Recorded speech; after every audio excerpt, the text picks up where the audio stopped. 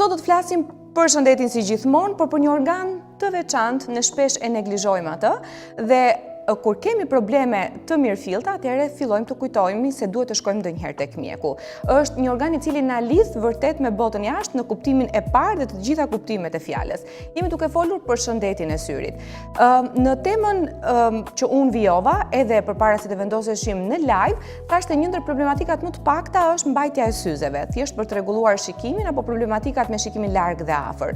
Por ka dhe problematika të cilat janë shumë të rënda duke na kaluar edhe në verbim, ndonjëherë në atë verbimin e heshtur që ne nuk e kuptojmë as simptomat, veçse kur mund të ndodhemi një çast pa dritën e syve.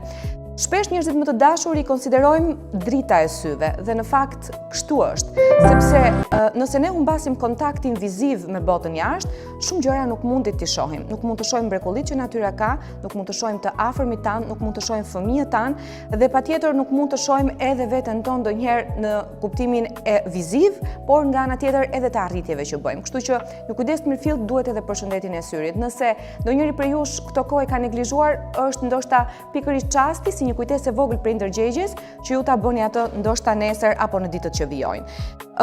Në fakt, përpara se të fillojmë për shëndetin e syrit, i cili do të kapet në disa dimensione, syri si organ, syri si një pjesë e le të themi edhe e sinjaleve që merr nga jashtë, por nga ana tjetër edhe e këtyre problematikave shëndetësore që kalojnë në verbim. Do të kemi mënyrën se si trajtohen, do të dëgjojmë specialistë të cilët do të flasin lidhur me këtë situatë, por unë do doja që përpara me ju të ndaja disa kuriozitete shumë interesante që secilit prej nesh ndoshta nuk i ka shkuar mendja ndonjëherë. E njëra prej tyre është që syri është organi më i shpejtë. Në 1/100 e sekondës, syri mund të bëjë një lëvizje. Në fakt, unë nuk e kam matur ndonjëherë me sa të qindat e sekondës mund ta shoh regjin kur më bën ndonjë shenjë. Por di të them që lëvizja më shpejtë është 1/100 e sekondës.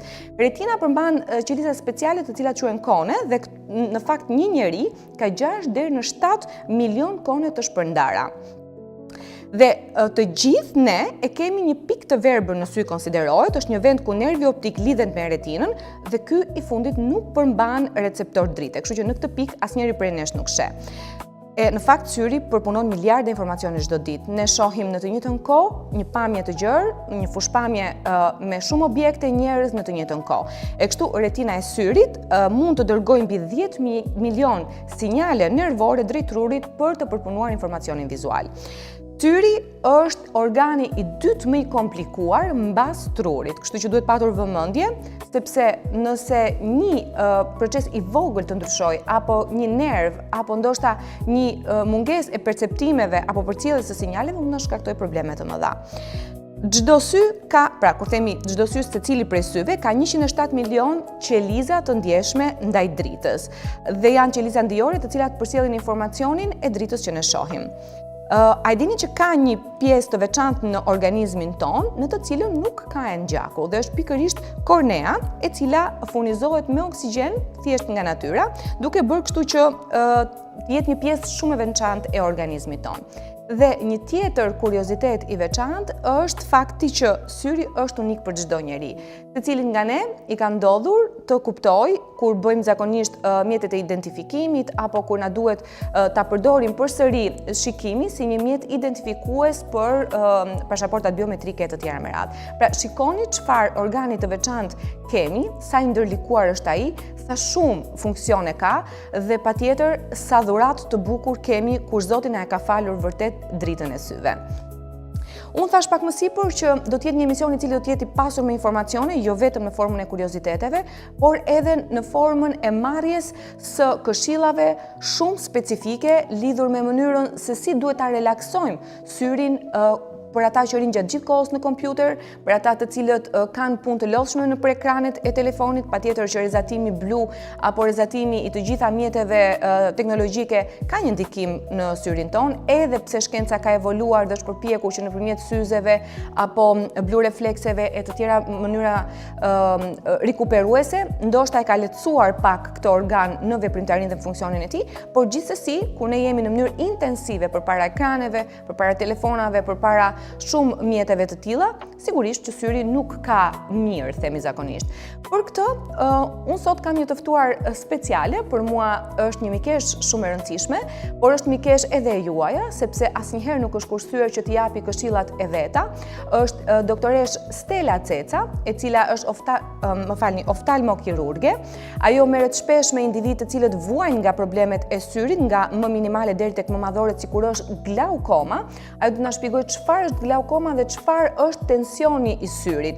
Unë di që shumë prej jush ndoshta ju është dukur pak e pa dëgjuar fjala tensioni i syrit dhe këtë e kam kuptuar kur përpara pak ditësh lançova temën dhe në sondazh më rezultoi që gati 95% e individëve nuk e njihnin glaukomën dhe nuk e dinin çfarë është tensioni i syrit. Dhe 5% nga ata që u përgjigjen gjithmonë ishin ata të cilët vuanin vetë dhe kuptonin shumë mirë se çdo të thotë të verbohesh për një çast. Doktoresh Stella Ceca është një mjeke e cila ka përfunduar studimet e veta në Universitetin e Padovës në Itali, është mjeke okuliste që gjendet ndërmjet Shqipërisë dhe Italisë, edhe unë pata fatin ta kap në Shqipëri kur vjen e ti marr disa këshilla për ju. E ndjekim doktoresh Stellën dhe kthehemi përsëri në studio. Doktoresha, çfarë është të vërtet glaukoma dhe cilat janë simptomat e para që shpesh shpërfillen? Glaukoma është një sëmundje e syrit që çon në dëmtimin progresiv dhe të parikthyer të nervit të syrit, të nervit optik.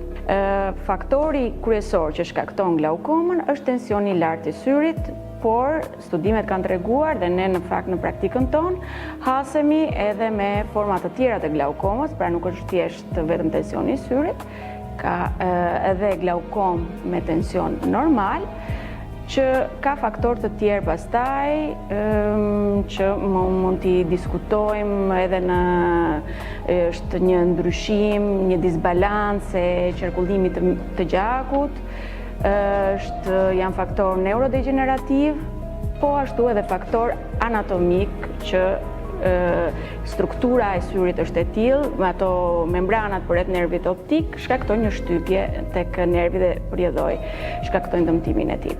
Për sa i përket pastaj simptomave, pacienti për fat të keq në glaukomën më frekuente që është ajo me kënd të hapur, nuk ndjen asnjë lloj dhimbje dhe nuk ka asnjë lloj shqetësimi, përveç se kur arrin në stadiet e fundit që ka një humbje të fushpamjes vizive periferike, shikon që përplaset me sendet, nuk shikon në periferi dhe tashmë dëmtimet kanë ndodhur.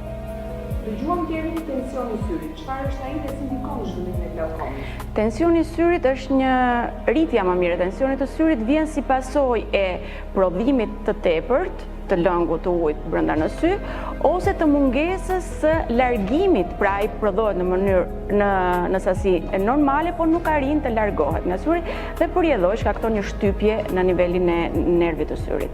Duke qenë që glaukoma nuk shkakton gjithmonë dhimbje, si ta kuptojmë dhe që jemi në rrezik? A ka mënyrë për ta parandaluar? Përveç glaukomës akute, e cila shkaktohet nga një mbyllje e hapësirave që drenojnë lëngun nga syri dhe një pacient i tillë ka një strukturë anatomike të veçantë që çon në glaukomën akute dhe kjo shoqërohet me dhimbje të forta të syrit, të kokës dhe të vjella, format më frekuente të glaukomës për fat të keq nuk japin asnjë lloj simptome, asnjë lloj shenje dhe e vetmja mënyrë për ta diagnostikuar atë është të bëhen vizitat, kontrollet e rregullta tek mjeku okulist, sidomos pas moshës 40 vjeç. Për të paktën një herë në vit personat mbi moshën 40 vjeç duhet kontrollohen të masin tensionin e syrit. Sa shpesh duhet të bëjmë kontrolle për tensionin e syrit dhe a ka mënyra për ta marrë në shtëpi? Atëherë, tensioni i syrit sa shpesh varet, nëse gjendet normal, mjafton një herë në vit, një herë në 2 vite, në bazë të kontrolleve që bëhen. Për ta matur në shtëpi, realisht ekziston një aparatur që e mat, po këtë e kanë pacientët që vuajnë nga tensioni i syrit në mënyrë kronike, është pak e vështirë, jo në të gjitha vendet mund të disponohet dhe ka një kosto të shtrenjtë. Pra nuk është si aparati tensionit arterial që çdo kush mund të ketë akses, ta ketë në shtëpi ta masi dhe kjo nuk është kaq e thjeshtë.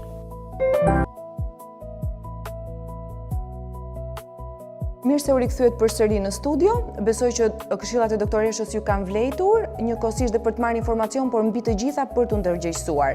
Që në episodin e parë të Balans, unë thash se do të krijojmë një komunitet të ndërgjegjësuar dhe pikërisht për këtë e kisha fjalën, që gjithsecili nga ne, edhe kur nuk sheh simptoma, të kuptojë se gjithmonë është koha e dur për të bërë vizita apo për të kontrolluar tek mjeku, por mbi të gjitha dhe për t'u rikthyer mënyrës dhe stilit të jetuarit dhe të ushqyerit kryesisht.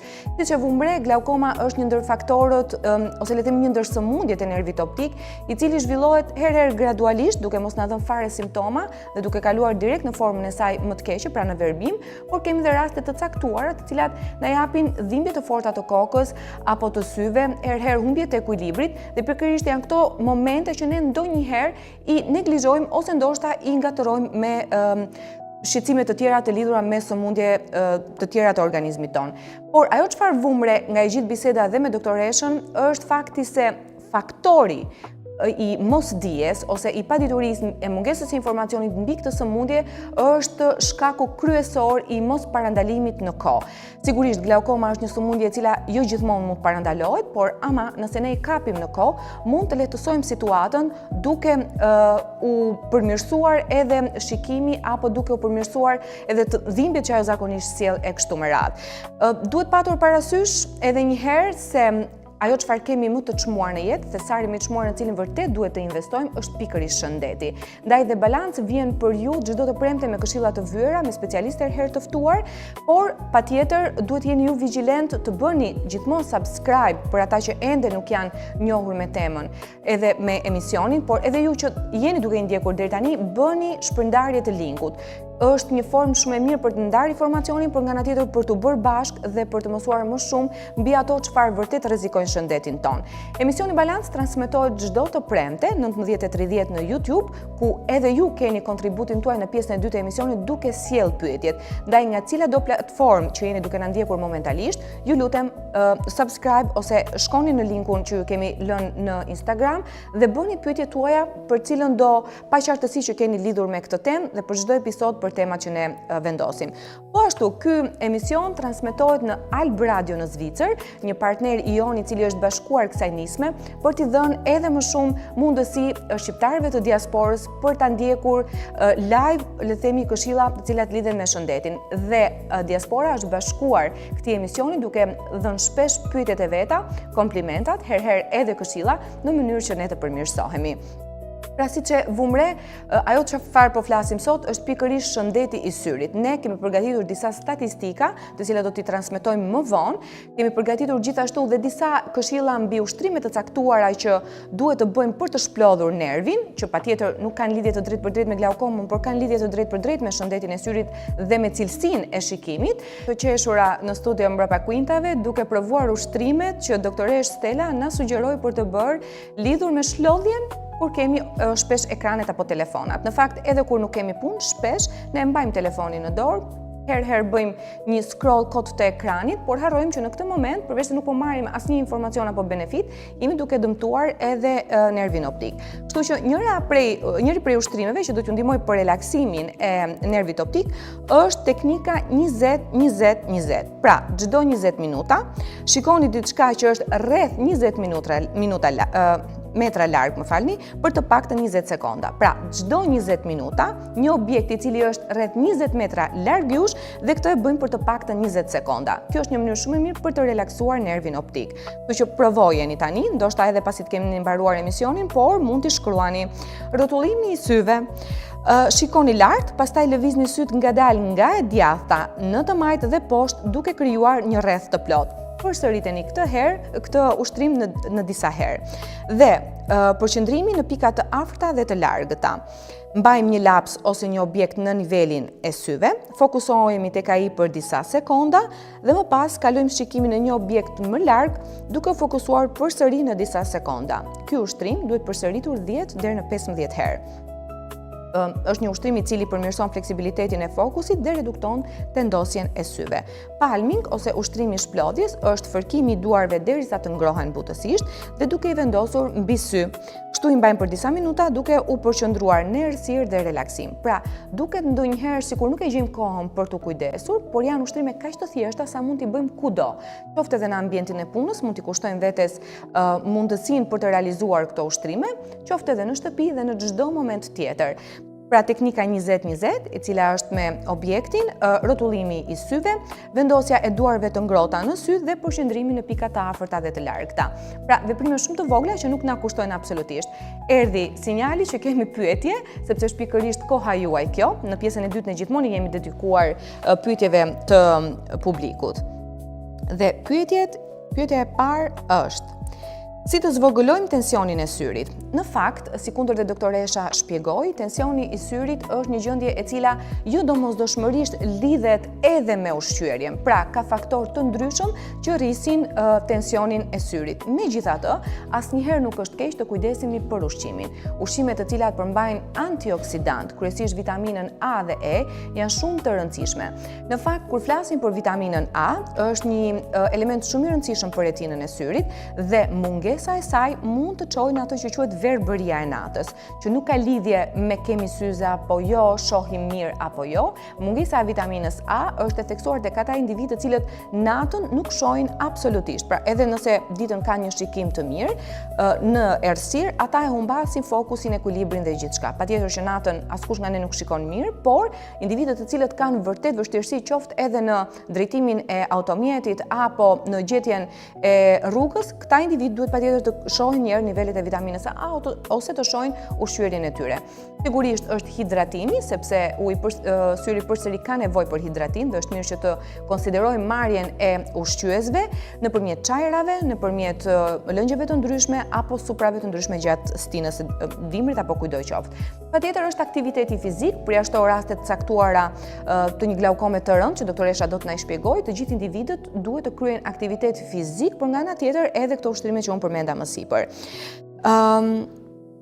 A ka ushqime që ndihmojnë uljen e presionit të syrit? E përmendëm deri diku, pra janë këto ushqime që unë përmenda, përmet gjethe gjelbërta, domatja, veza, beta-karotenët që ndodhen tek ngjyrat portokalli, jeshile, pra zeaksantin, lutein, janë antioksidantë që ndihmojnë shumë shëndetin e syrit, pra nuk e ndihmojnë vetëm për tensionin, por shëndetin në tërësi, pra për shikim të qartë dhe një sy të fortë që zakonisht e quajmë. Okej, po ti ke syze për vete. Unë kam syze për vete, ndaj po të shpjegoj ty që ti të mos përfundosh me syze.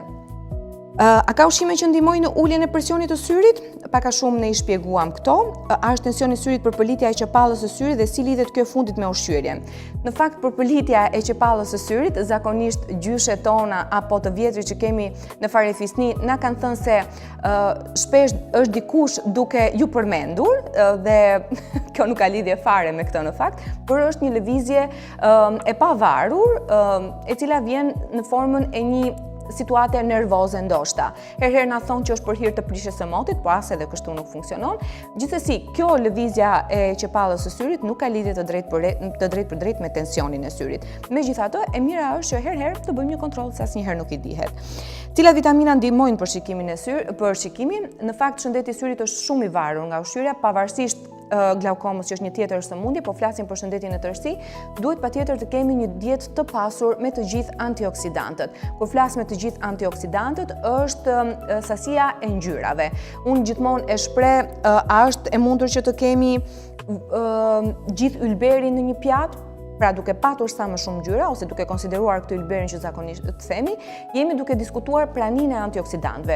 Çdo ngjyrë e ushqimeve tona përmban një element të caktuar që jep edhe ngjyrën. Kështu që prania e vitaminës A, vitamina E, B12, fibrat po ashtu janë shumë të rëndësishme dhe elementët si antioksidant, zeaksantin, lutein që përmenda përpara janë vërtet të rëndësishme për të pasur në dietë. Çfarë ndikimi ka diabeti në funksionin dhe shëndetin e retinës? Ne dimë që diabeti, madje në datën 14 ishte dita ndërkombëtare e diabetit, është një ndër sëmundjet e cila prek katërcipërisht syrin dhe krijon ato retinopati diabetike, të cilat janë shumë të vështira nëse nuk diagnostikohen në kohë dhe nëse nuk trajtohen. Kështu që matja e rregullt e nivelit të sheqerit në gjak, mbajtja e një numërimi të karbohidrateve apo ngarkesës glicemike, ruajtja e e balancës në ushqyerje për persona diabetik, bërja aktivitetit fizik është përsëri një këshill shumë e mirë edhe për të ruajtur nga retinopatitë ndryshme apo qoftë edhe nga tensioni i syrit që ne përmendëm, po ashtu dhe ndikimi që mund të ketë në glaukom si një ndër sëmundjet autoimune që e quajmë. Cilat janë efektet e mungesës së lëndëve ushqyese si vitamina A në retinë dhe shikimin e natës. Kur përmenda më sipër, vitamina A ka një rol shumë të rëndësishëm, është dhe në formën e provitaminës, ndaj të gjithë personat të cilët kanë probleme me shikimin, por që nuk lidhet shikimi thjesht me numrin e syzeve apo me mjegullimin, sepse të gjitha këto mund të vinë dhe nga arsye të tjera, ndaj duhen bërë shpesh ekzaminime të tipit skanere të tjera me radhë, por ata që vërtet shohin vështirësi në shikim kryesisht natën, duhet patjetër të kontrollojnë nivelin e këtyre vitaminave, qoftë nëpërmjet ushqyerjes që bëjnë, qoftë edhe nëpërmjet këshillave që okulisti i jep. Po freskia tek çepallat e syrit si ndikon? Patjetër që ndikon, megjithatë duhet patur parasysh që syri duhet qëndrojë gjithmonë i lagësht. Pra, stimulimi që duhet i bëjmë nëpërmjet lëtimit edhe atij artificial. Ne e kemi shumë të rregullt higjienën e mëngjesit duke larë dhëmbët, duke larë fytyrën, por asnjëherë nuk kujdesemi të higjienizojmë syrin nëpërmjet lotëve artificial, të cilët e ndihmojnë lubrifikimin e syrit dhe patjetër duke nxjerrë edhe ndonjë mikroorganizëm apo papastërti që syri mbledh gjatë kohës. Kështu që freskia patjetër është e mirë, por ka raste që individët caktuar, duke qenë edhe alergjik, mund të ndikojnë negativisht në lëtim të tepërt. Kështu që duhet kemi kujdes që të mos ekspozojmë syrin në temperatura ekstreme, qoftë të ftohta, qoftë edhe të nxehta. Si ndikon hipertensioni në enet e gjakut të retinës dhe cilat probleme mund të shkaktojë. Në fakt, doktoresh Stella e shpjegoi shumë mirë që hipertensioni arterial, pra ose presioni i lartë i gjakut, jo domosdoshmërisht lidhet edhe me praninë e tensionit të syrit, përkundrazi shprehu ajo, në rastet kur një individ ka hipotension, pra ka tension të ulët, mund të shkaktojë ndonjëherë dhe tension të lartë të syrit. Megjithatë, hipertensioni arterial lidhet me probleme të tjera të qarkullimit, duke kaluar pastaj në probleme kardiovaskulare që ne i folëm gjatë në episodin e kaluar. Kush nuk e ka ndjekur, cilin do episod, në fakt 3 kemi bërë, në vimësi është kjo këshill, për të gjithë ata që nuk arrin dot ta ndjekin live emisionin, ai është gjithkohës i shfaqur në YouTube në Balance by Hyrida. Se e takon retinës, pastaj retina ne e thamë që është një pjesë shumë e vaskularizuar dhe pa diskutim që problemet me qarkullimin e gjakut në këtë pjesë të syrit mund të na ndikojnë edhe në cilësinë e përcjelljes së dritës, në perceptimin e informacionit të vizualizuar dhe në gjithçka tjetër. Patjetër edhe në, le të themi, në përqendrimin tonë, sepse në momentin që ne nuk e kemi shikimin të qartë dhe përqendrimi nuk është. Ndikon konsumi yndyrnave të ngopura në rrezikun për sëmundjet e retinës. Gjithmonë konsumi i yndyrnave është një dëm shumë i madh për organizmin. Dhe kur i referohemi yndyrnave, po flasim për yndyrnat shtazore, dhjami apo margarina apo yndyrna të tjera të kaluara në industri. Këto yndyrna duhen shmangur totalisht. Yndyrnat që vijnë nga ushqimet e skuqura, yndyrnat që vijnë prej ushqimeve junk food, pra zakonisht ushqimeve të rrugës. Të gjitha këto yndyrna janë të pashëndetshme dhe duhen patjetër të zëvendësohen me acidet yndyrore, me yndyrnat e shëndetshme që janë tek peshku, që janë te frutat arrore, vaj ullirit, ulliri, faraçia, faraliri, të gjitha këto përveç se përmbajnë sasi të larta të acideve yndyrore esenciale dhe të shëndetshme, përmbajnë sasi të larta dhe të omega-3-shit që ndihmon në rregullimin e presionit arterial, ul nivelin e kolesterolit në gjak, ul nivelin e triglicerideve duke rregulluar fluiditetin e gjakut në të gjithë trupin. Kështu që besoj që u dham përgjigje disa pyetjeve, në fakt ka qenë episodi që kemi dhënë më shumë pyetje që nuk kanë mbaruar. Cilat lëndë ushqyese ndihmojnë në rigjenerimin e retinës pas një dëmtim? Sigurisht varet nga dëmtimi që kemi. Unë realisht jam dietologe dhe kur nuk kam pretenduar të vendosem në rolin e një specialiteti tjetër. Dhe ndaj gjithmonë marrim këshillat e mjekëve specialistë. Në këtë rast është okulisti ai që mund t'ju japë një këshill më të mirë sa i takon riparimit të dëmtimeve. Ajo çfarë unë mund t'ju them është kujdesi qoftë fizik për syrin syrin nëpërmjet këshillave të sipërpërmendur, aktiviteti fizik, hidratimi apo lubrifikimi me lotët artificial, ushqyerja në mënyrë të rregullt, shmangja e alkoolit, shmangja e duhanit, shmangja e ambienteve të cilat kanë kimikate të forta. Keni vënë re që në ambiente ku bëhet higjienizimi i dyshemeve apo i ambienteve me aroma të forta, ne kemi dhe lotim të syve. Sigurisht që kjo ndikon, ndaj duhet patur kujdes ku ekspozohemi dhe në cilat ambiente. Okej, këto janë pyetjet. A është mit që qepa bën mirë për syrin? Nuk është mit në fakt, shpesh nëna tona thonë shpesh, sidomos tek fëmijët që janë pak nazelin, haj qepën se të bën mirë për shtyt, pavarësisht se është një këshill prej nëne në mënyrën që ta nxjisë fëmijën të konsumojë ushqim, në fakt nuk është e gabuar, sepse elementët kimik, komponentët kimik që qepa përmban janë një aleat shumë i mirë i shëndetit të syrit dhe në fakt i të gjitha problematikave tjera shëndetësore. Qepa është një aleat shumë i mirë dhe i shëndetit të mushkërisë, po ashtu zorrës e të tjera me radhë. Pavarësisht aromës jo të këndshme apo shijes që ndonjëherë, po për shumë micën prej jush nuk është e mirë, në fakt janë pikërisht këto komponentët kimik që i japin këtë aromën dhe shijen e pakëndshme, por që në fakt i japin një shëndet shumë të mirë të syrit dhe të shëndetit në tërësi, duke shmangur shumë baktere, shumë viruse edhe shumë elemente të tjerë që dëmtojnë shëndetin. Loti artificial nëse përdori shpesh e dëmton syrin. Atëherë çdo gjë që bëjmë shpesh e dëmton syrin dhe çdo gjë që bëjmë pak e dëmton syrin dhe çdo gjë tjetër. Shpesh me batut themi edhe kur qeshin shumë kemi rrudha nazolabiale. Pra çdo gjë në masën e duhur dhe çdo gjë në kufirin e duhur. Unë jam shumë e bindur që kemi dhënë shumë këshilla sot dhe ju falenderoj që vërtet jeni pjesë e emisionit duke bërë pyetjet tuaja. Megjithatë do ndalesha pak edhe tek disa ushtrime të cilat janë edhe jashtë syrit, sepse ne mendojmë që nëse bëjmë ato ushtrime të cilat i përmendëm pak më sipër, ja kemi dalë mban, por duhet kujdesemi pak dhe për mënyrën se si qëndrojmë në poltron, në kompjuter, përpara televizorit e tjerë me radhë. Shpesh preferojmë të shohim shtrirë në krevat televizorin, është një mënyrë shumë e gabuar për shëndetin e syrit, sepse në këtë rast ne kemi prekur dhe mënyrën se si kemi vendosur shtyllën tonë kurizore, e cila është pjesa e trupit që mban të gjithë barrën dhe ngarkesën tonë. Po ashtu, në momentin kur ne nuk bëjmë ushtrime të cilat e ndihmojnë relaksimin e shtyllës kurizore, gjithmonë e kemi dëmtuar edhe shëndetin e syrit në këtë moment. Ndaj bëni shpesh stretching ose tërheqje të muskujve duke relaksuar qafën nëpërmjet ushtrimeve që një fizioterapeut mund t'ua jap shumë mirë, duke liruar këto muskuj, por duke ndihmuar edhe qarkullimin e gjakut e po ashtu duke ndihmuar edhe shikimin e syrit. Këndi i vendosjes përpara kompjuterit, këndi i mbajtjes të telefonave apo largësia ndaj ekranit të televizorit është shumë e rëndësishme po ashtu për të patur një shëndet të mirë të syrit patjetër. Disa prej ushqimeve kryesore zakonisht ne përmendëm disa prej tyre nëpërmjet pyetjeve, por asnjëherë nuk është gabim të përmendim ushqime specifike. Do ta kisha nisur me elementët ushqimor të cilën përmbajnë vitaminën C. Unë vërtet thash që një aleat shumë i mirë për shëndetin e syrit është vitamina E dhe A, sepse në këtë rast luajnë dhe rolin e antioksidantit, por të mos harrojmë që vitamina C është ajo e cila ndihmon largimin e shumë sëmundjeve inflamatore. Është një mbrojtës shumë i mirë i shëndetit imunitar dhe po ashtu ndikon edhe në mënyrën se si ne perceptojmë ose reagojmë ndaj këtyre virozave. A ka ndikim dieta vegane në shëndetin e syve dhe si mund të sigurohen lëndët ushqyese thelbësore? Tani dieta vegane, ndryshe nga vegetariane, është pak më e kufizuar dhe më radikale, sepse dietat vegane nuk pranojnë absolutisht asnjë produkt shtazor, madje asnjë suplement, veshje, parfum apo gjithçka tjetër që lidhet me kafshët. Dhe duke qenë kështu, në pjesën e ushqimeve na kufizon disi, megjithatë, në rastet kur individi kujdeset që të marri mjaftueshëm ushqime edhe pse bimore, por të kombinuar në formë të tillë që të na i ofrojë aminoacidet që mungojnë, patjetër që ky individ do të ketë një shëndet të mirë të syrit. Dieta vegane ose dietat e bazuara në bim janë të shëndetshme sepse bëjnë një kontroll më të mirë të sheqerit në gjak, bëjnë një kontroll më të mirë të yndyrnave dhe po ashtu na japin mundësi që të ofrojnë shumë probiotik për zorën. Megjithatë, prap kemi nevoja her pas here të suplementohemi, sepse duke qenë që mungojnë produktet shtazore, disa prej vitaminave kryesore si ai kompleksit të vitaminave B mungojnë dhe her pas here suplementimi në këtë rast do të ishte një ide shumë e mirë.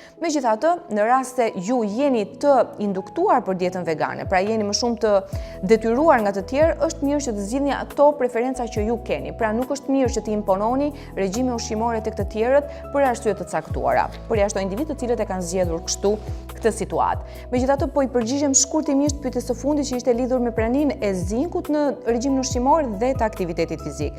Zinku është një ndër elementët që vërtet duhet të jetë pjesë e regjimit ushqimor, jo vetëm për shëndetin e syrit, por për të gjitha funksionet e tjera dhe le të themi përmirësimin e funksioneve në organet e gjithë organizmit ton.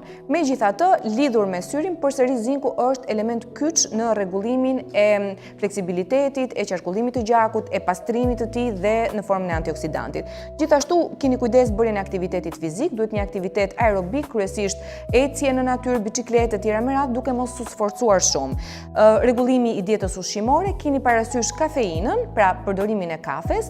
Në fakt, individët të cilët janë diagnostikuar me tensionin e lartë të syrit apo probleme të tjera që mund të shkaktojë tensionin e syrit, është mirë që të kufizojmë përdorimin e kafes. Vërtet kemi thënë që kafja përmbas sasit të larta antioksidantëve, po ashtu edhe zinku që ne si përmendëm dhe të tjera minerale, por në rastet e individëve që vuajnë nga presioni i lartë i syrit, mund të agravojë situatën ose mund të shkaktojë probleme. Gjithashtu, keni parasysh relaksimin, dhe kur flasim për relaksim në këtë moment nuk e kisha fjalën për aktivitetin fizik apo metodat që ne zhvilluam, por për frymëmarrjen e cila ne herëherë nuk dim ta bëjmë, thjesht e vendosim në organizmin tonë si një proces i pavarur që funksionon në mënyrë të pavullnetshme, por duhet patur vëmendje edhe në mënyrën se si marrim frymë.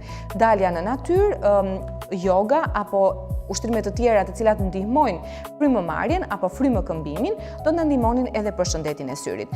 Unë në fillim lançova se do të kishim në këtë rast, në këtë emision edhe disa statistika. Ndonjëherë kur ne dëgjojmë informacionin i marrim si të mirëqëna, por jo gjithmonë mund të na ngacmojnë apo mund të na vënë përpara përgjegjësisë se vërtet është rënd situata apo vërtet ka shumë rëndësi që pikërisht tani të vendosim një takim me mjekun okulist.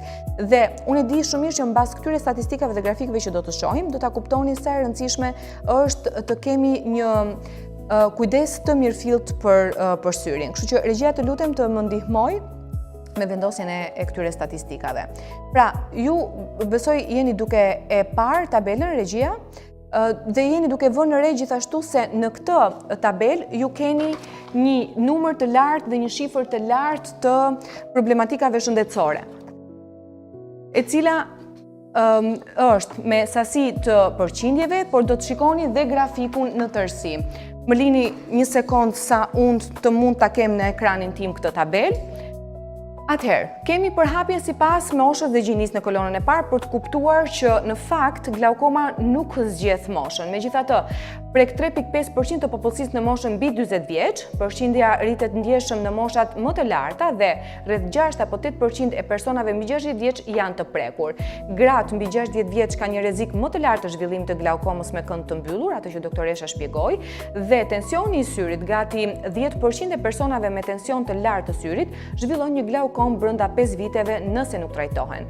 Tensioni i syrit me 21 mm zhiv është konsideruar një shenjë paralajmëruese për glaukom dhe 1 në 10 njerëz me moshën 40 vjeç kërkojnë monitorim për tensionin e lartë. Rreth 50% e personave me glaukom në botë nuk e dinë që janë të prekur për shkak të mungesës së simptomave në fazat e ershme, dhe grupi afroamerikan janë 5 herë më shumë të prekur ose kanë më shumë gjasa për të zhvilluar glaukomën dhe janë të rrezikuar për të plotësuar humbje të plotë të shikimit nga kjo sëmundje.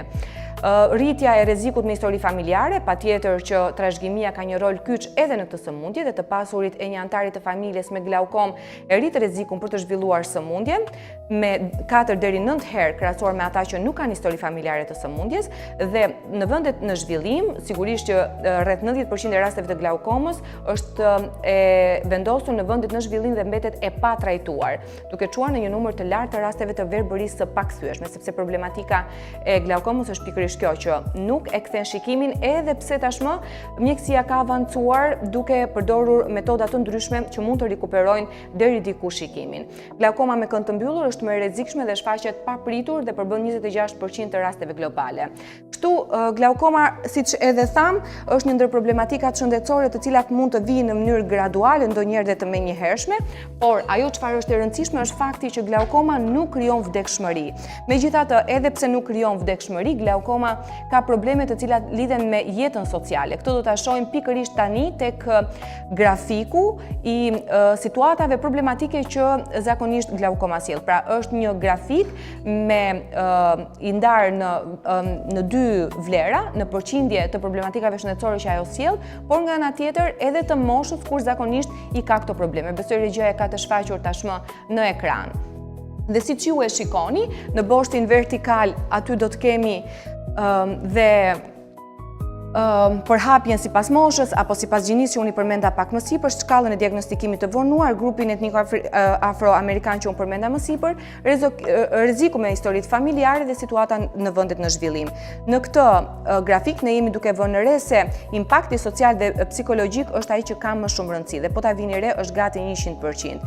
Që do të thotë, shpërndarja e glaukomës ose problematikat shëndetësore që glaukoma sjell nuk janë vetëm tek mungesa e të parit. Pra, glaukoma është një ndër ato sëmundje që nuk ka një impakt të drejtë për drejtë sa i takon shëndetit në tërësi. Nëse ne kemi glaukomën, kjo nuk do të thotë që ne duhet vuajmë patjetër nga sëmundje të tjera, por është një ndër ato probleme të cilat sjellin shqetësime emocionale dhe shqetësime të cilat lidhen me shëndetin psikologjik. Gjithsesi, besoj që ju u ndërgjegjësua deri diku me këtë situatë, ndaj është koha përsëri për të dhënë këshillën që gjithmonë edhe themi, është një situatë është një moment i caktuar ku ne duhet të ndërgjegjësohemi për problemet tona shëndetësore, ndaj kujdesuni miq për shëndetin tuaj. Çdo pjesë e organizmit ton ka nevojën për kontroll dhe kujdes, kështu është e mira që të kthehemi pak tek vetja duke menduar dhe duke kuptuar të gjitha sinjalet që organizmi jon sjell. Unë ju falenderoj shumë që qëndruat me ne në një bisedë, sepse kështu më duket mua kjo një bisedë me ju, për t'u rikthyer përsëri të premten e ardhshme me një tjetër temë interesante. Ju falenderoj që qëndruat, natën e mirë dhe mos harroni asnjëherë këshillën që zakonisht japim. Ndryshime të vogla, zgjedhje të mëdha në jetë.